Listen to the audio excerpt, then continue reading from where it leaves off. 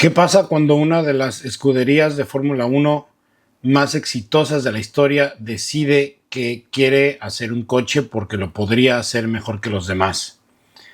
Bueno, pues el resultado es el coche del que les voy a hablar hoy, el McLaren F1.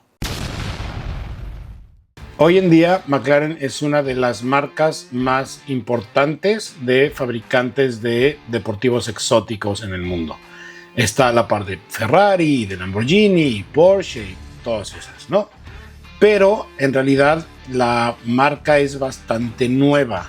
McLaren fue fundada como una escudería de autos de carreras en 1963 por Bruce McLaren. Pero no solamente hacían coches de Fórmula 1, hacían coches de carreras de todo tipo. Ahora, aunque la historia de Bruce McLaren es muy interesante, no es la que vamos a contar hoy. Hoy el protagonista es un güey que se llama Gordon Murray, que es un sudafricano que se dio a la tarea de crear lo que bien podría ser el mejor coche de calle jamás creado. Cuando Murray era adolescente quería ser piloto de carreras, pero no tenía dinero para comprar un coche de carreras, entonces decidió que iba a hacer uno. Utilizando un Ford Anglia como base, Murray creó el T1 y lo hizo literalmente en el patio de su casa. Utilizó partes de Lotus 7 y acabó haciendo un coche de carreras bastante ligero y bastante rígido que le ayudó a ganar varias carreras. Y sí, correr es muy divertido, pero como que a él le gustó más la onda esta de hacer el coche. Entonces vendió su T1, se subió a un avión y se fue a Inglaterra, que es básicamente el centro del universo en el mundo del deporte motor. Su idea era conseguir trabajo en Lotus, pero no pudo. Lo que sí hizo fue conseguir trabajo en Brabham, donde fue subiendo poco a poco hasta convertirse en el jefe de diseño de la escudería. En Brabham diseñó coches famosos como el BT46B, sí, el coche ese de Fórmula 1 que tenía un ventilador gigante atrás que servía para mantenerlo pegado al piso y que nada más corrió en una carrera porque todo mundo gritó que era súper ilegal y entonces solamente lo pudieron utilizar una vez. Bueno, pues sí, esa idea fue de Gordon Murray. También diseñó el BT49 con el que Nelson Piquet fue campeón del mundo en 1981 y el BT52 con el que Piquet repitió el campeonato en 1983. Para 1987 hizo el brinco a McLaren gracias a la invitación de Ron Dennis y ahí diseñó el MP4 que le dio su primer título del mundo a Ayrton Senna, y también hizo el MP45 y el MP45B. O sea, de 1988 a 1991 no había quien le ganara a McLaren más que McLaren mismo.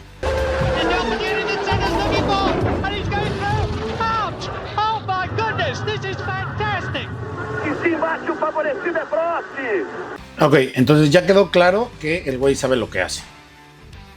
Entonces, un día, al parecer aburrido de ganar tanto en las pistas, se puso a hacer un sketch de lo que sería una idea para hacer un coche deportivo de producción para la calle y se lo enseñó a Ron Dennis, a quien no le gustó mucho la idea porque aparte el coche que tenía en mente Murray tenía la posición de manejo central, entonces estaba como raro, pero Lotus y Ferrari, que también corrían en Fórmula 1, hacían coches de calle y Murray lo convenció de que podían hacer un coche mucho mejor de lo que cualquiera de los otros dos podrían hacer. Cuando los directivos de la marca le dieron luz verde, Murray solamente pidió una cosa.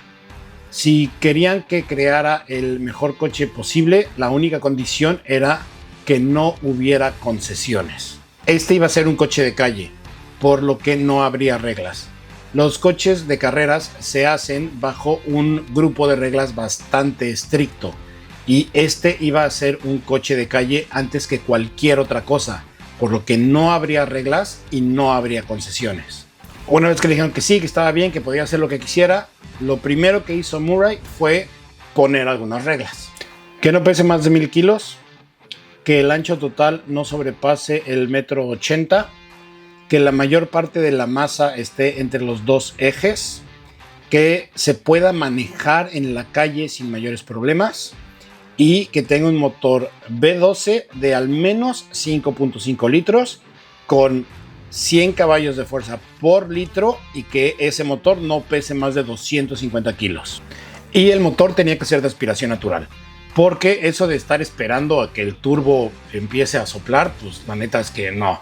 Y también no podía tener como ningún tipo de asistencia, porque la dirección asistida o los frenos ABS o el control de tracción o cualquier cosa de esas iba solo a interferir en la experiencia de manejo. Y este tenía que ser un coche que sí es de calle, pero también es un deportivo.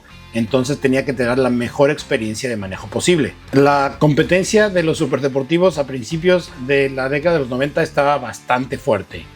O sea, el Ferrari F40, Porsche 959, Lamborghini Diablo, Bugatti EV110 y Jaguar XJ220 iban a ser los principales rivales de este nuevo coche. Pero al final el coche que Gordon Murray tomó como base para hacer su propio modelo no fue ninguno proveniente de ninguna de estas marcas.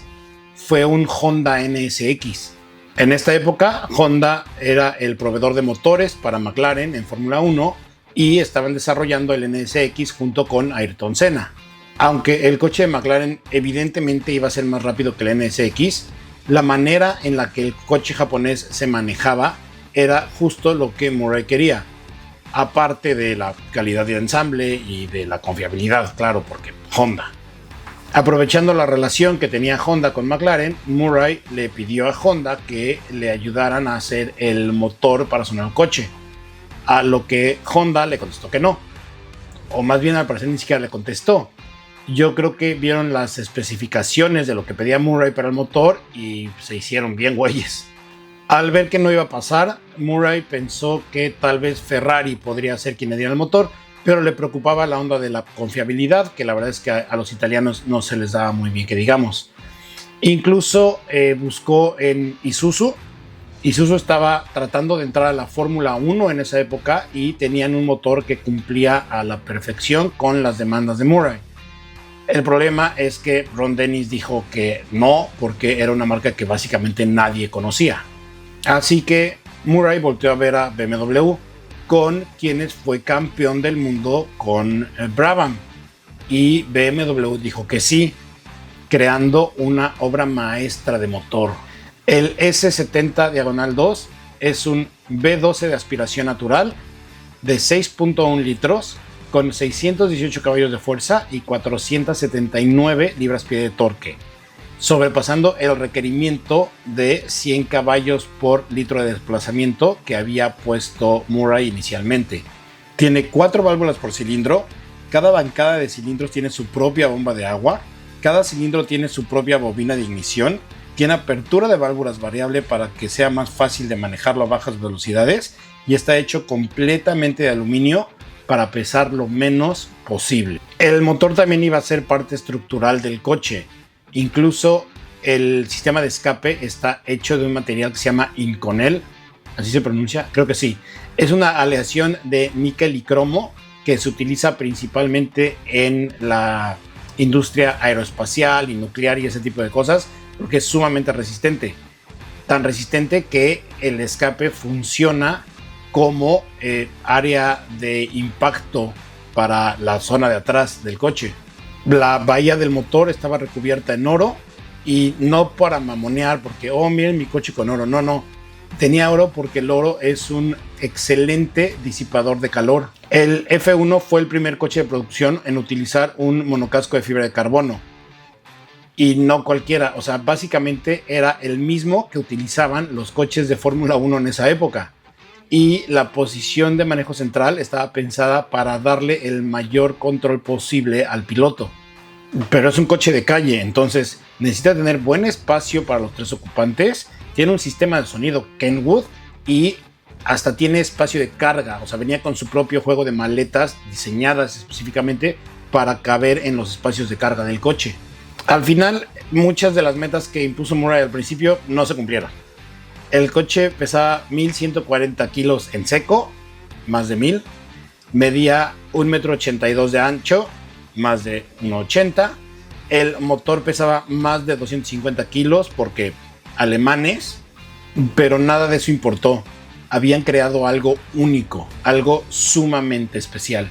El McLaren F1 era un coche sin concesiones que costaba un ojo de la cara, pero lo valía.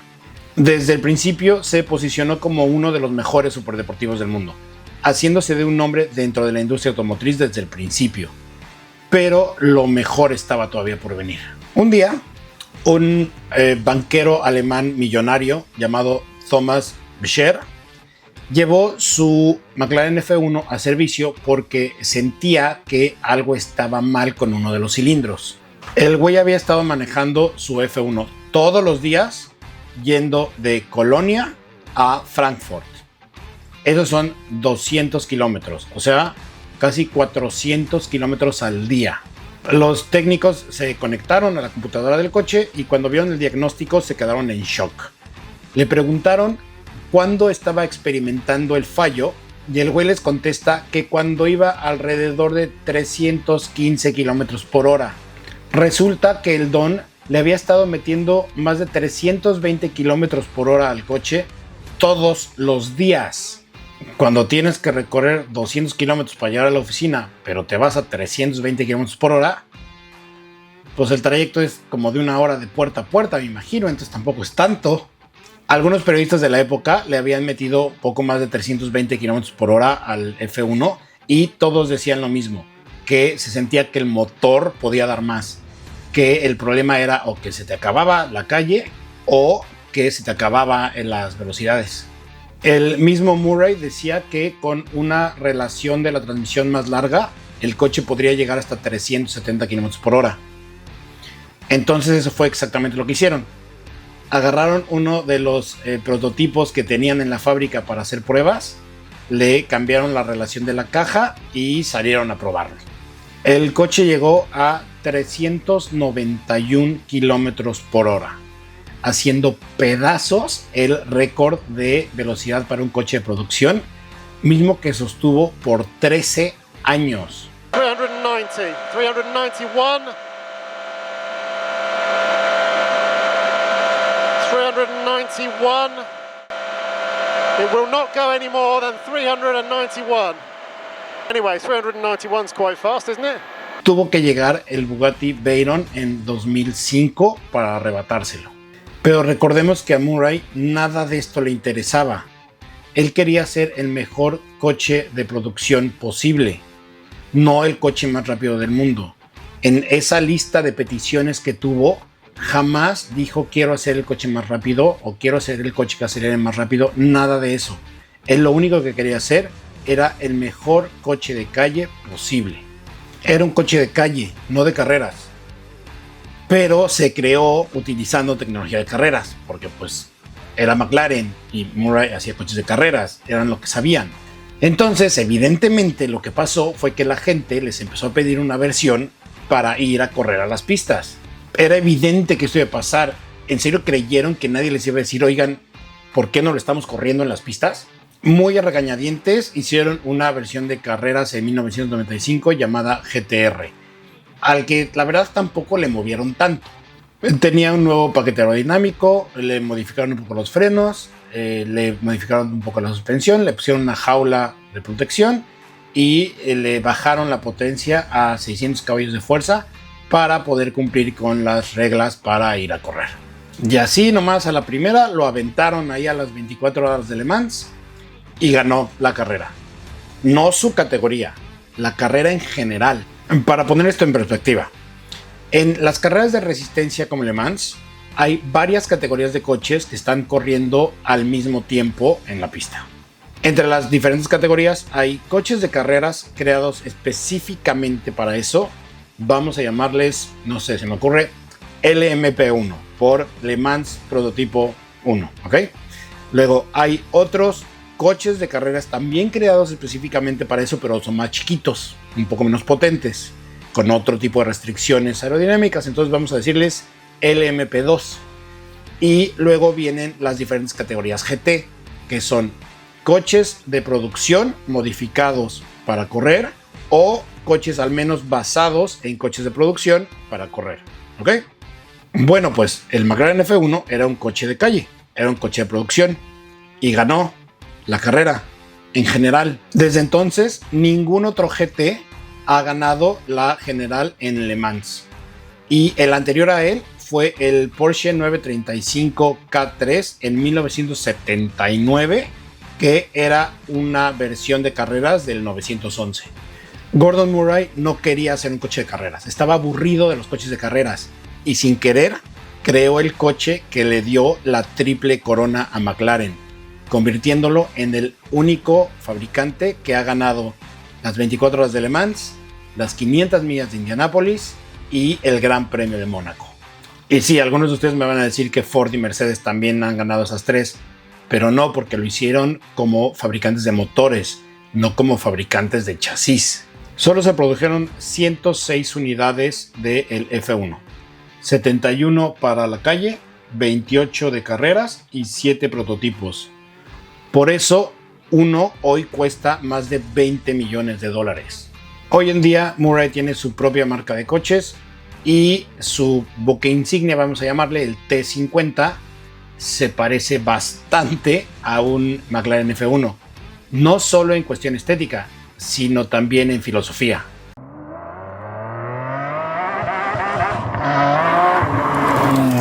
Muchísimas gracias por haber visto el video de hoy. ¿Qué opinan del McLaren F1? ¿Creen que es el mejor coche de calle jamás producido o que hay otras opciones allá afuera? Si el dinero no fuera una limitante, ¿comprarían uno? Por favor, dejen todo ahí abajo en los comentarios. No se les olvide darle like, suscribirse, compartir y todas esas cosas. Yo soy el Mapache. Nos vemos la próxima semana. Bye. El McLaren F1 no es mi coche favorito para nada, pero sería una necedad no entender la genialidad que representa. Yeah, you were reading 291. 391. Sorry, yes. It's a McLaren.